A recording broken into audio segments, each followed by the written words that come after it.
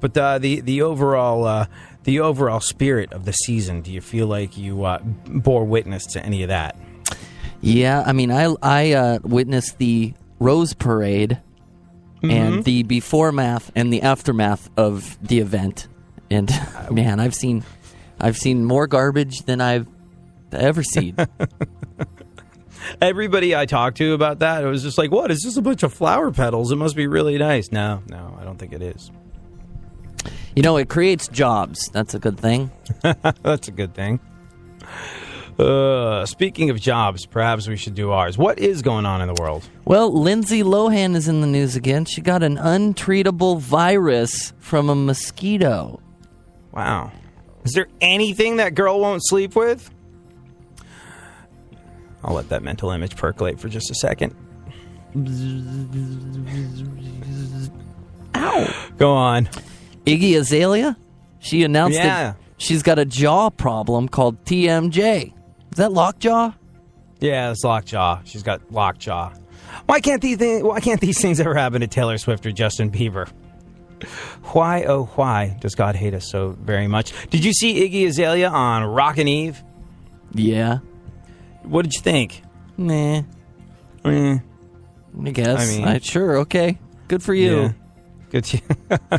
So weird to me. So, like, first and foremost, One Direction, they did like 8 songs for Rockin' Eve. Like, I was sick. Did you know any of the songs? No, of course not. I'm a man. Not from, like, grocery shopping or, filling up the gas? No. I didn't know One Direction songs because I'm an adult male whose name is not on a registered sex offender list. That's why I don't know One Direction songs. But I did think it was kind of ironic, One Direction being part of a ball drop when theirs clearly hadn't yet.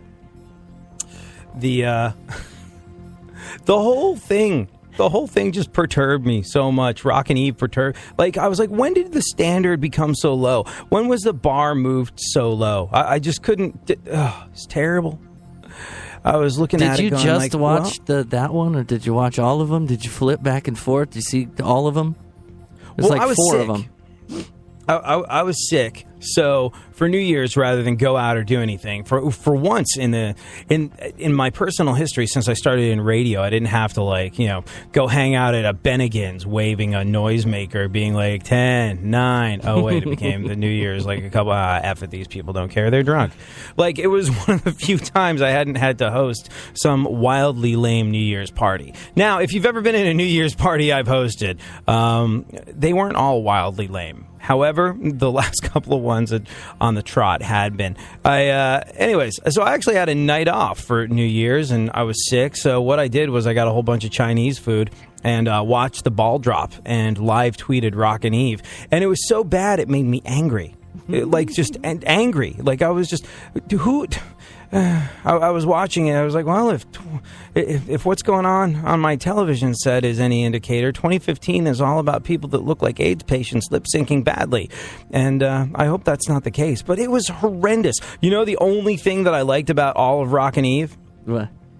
Seacrest. That man is an unfazable total pro. I know people make fun of him. I know, but that guy is like... He is just the most rock-solid broadcaster. Yeah, he can read a card, can he? He's a good card reader there. But he can have, like the world could be ending around him in Times Square, and he is unflappable. I will say this, though. Like, old Seacrest could not... No matter how good of a broadcaster he is, he could not get the glaze of boredom out of his eyes when he was kicking it to people and coming back to people. Especially, like, did you see any of the parts that Fergie from Black Eyed Peas was hosting? Yes.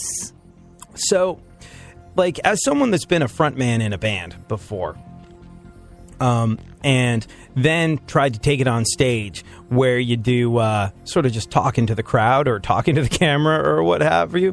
I understand Fergie's missteps in this particular case, because when you're on stage and in a band, you're not using your indoor voice, so to speak. Like, you're screaming and yelling and you're trying to whip a crowd of people into a frenzy because that's what they paid for. And that's one way of communicating.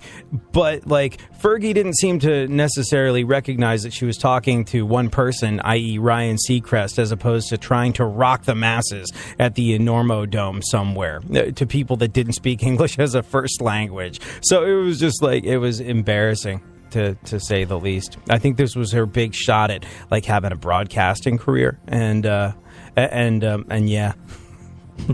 don't know. I suppose they might bring her back. Did you see Pitbull on Fox there ringing the new year as the sweat progresses? He started with a dry shirt, ended with a wet shirt. Really? Mm-hmm. He insisted. How old is Pitbull? Like, Pitbull's been around for effing ever. Like, I think he's like an OG rapper, like from the 90s, you know? he started rapping when people were talking about it. Like, Pitbull started rapping when rap songs were about going over to your friend's house and the food not being very good.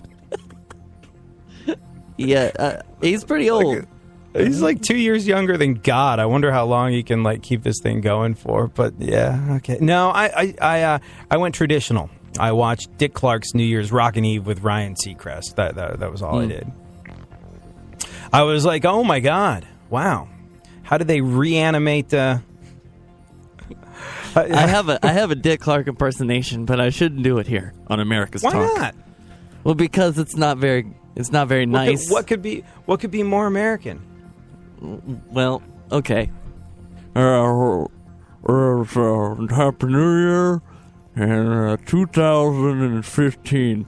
Happy New Year. Is that because he died? No, he had a stroke and he kept doing it. Remember a couple years after? Oh. Yeah, you missed that whole part? I missed that whole thing. Oh, okay. Well, then let's delete that from the record. Happy New Year. Yeah, no, I just stuck with Rockin' Eve. I figured things Taylor Swift can't do. Sing live, lip sync convincingly, and make me hate her less. Also, I didn't care for, Taylor Swift has a song about being from New York. Have you heard this? Uh-huh. Yeah. Where's Taylor Swift from? I thought she was from Nashville or something. Like Nashville or some podunk deep-fried town, and I don't know. Taylor Swift sang this song about welcoming people to New York, which she calls her hometown. Taylor Swift welcoming people to New York is like Magic Johnson welcoming people to It's Okay to Have Unprotected Sex with Me, Bill.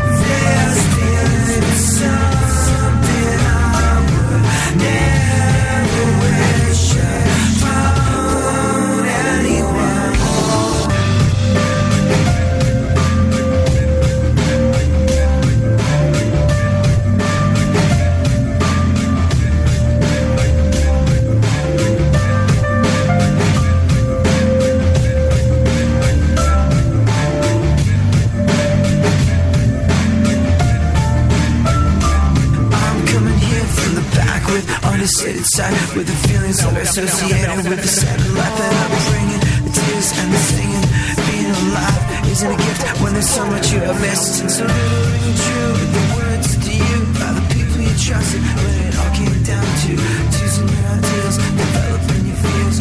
Why sports I always what a black light. Oh, with all the love I have, I'm still alone. There's feelings something I would never wish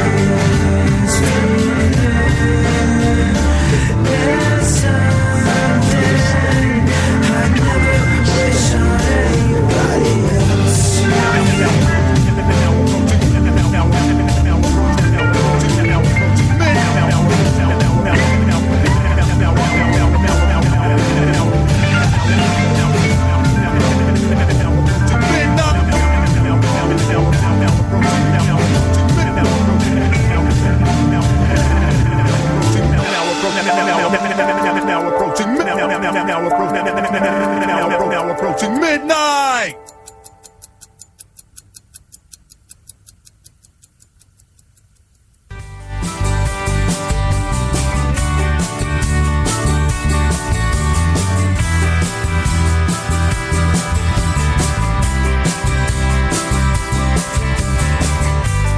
Haven't had much go right in a while.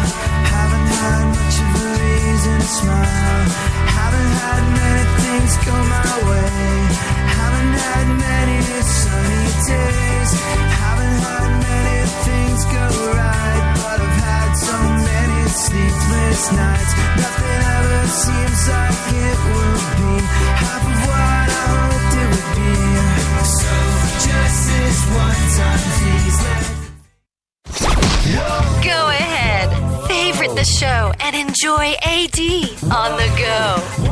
iHeartRadio presents AD. All right, then. Let's wrap up the news and then get into how Al Sharpton uses race baiting for profit. I'd always been wondered. This is why they put me on America's Talk. Like, am I ready for FM yet? What did you just say? I've always been wondered? Yeah, that's not a thing. That doesn't exist in the English language. Back to iHeartRadio for you. I'd always wondered how Al Sharpton managed to make money off of the race baiting and dividing that he does in America. I knew it happened somehow, but it was broken down in a rather succinct way recently, and I'm excited to go through that with you. Right now, though, let's finish up the news. Funkhauser, what else is going on in the world? Let me just finish this email here. Show problem. Yeah, America's Talk. Thanks. Okay. Sylvester Stallone said he's making another Rambo movie. I guess we could complain, or we could just be thankful that he's not doing Stop, or My Mom Will Shoot 2. Did you ever see that movie? Probably like when I was a youth. That's not one yet. That's not one that's on the Netflix queue. No. I only recently became aware of it because they had like sort of 80s. Somewhere on YouTube, they had a series of 80s movie trailers for things that, like, the worst trailers for the worst movies ever. And it was like Sylvester Stallone and Estelle Getty, the mom from the Golden Girls. And he was like a tough, hard New York City Italian cop. And she was his mom. And apparently a bit of a pistol. And the comedy commenced. Or I guess it didn't. Anyways. Put them both on a train and watch what happens. Stallone promises the action will be incredibly intense. Not as intense as the burning in his prostate, but nevertheless pretty intense. In the latest, in the new edition of the Rambo movie, Sylvester Stallone will battle his newest enemies: salt, sugar, and those kids that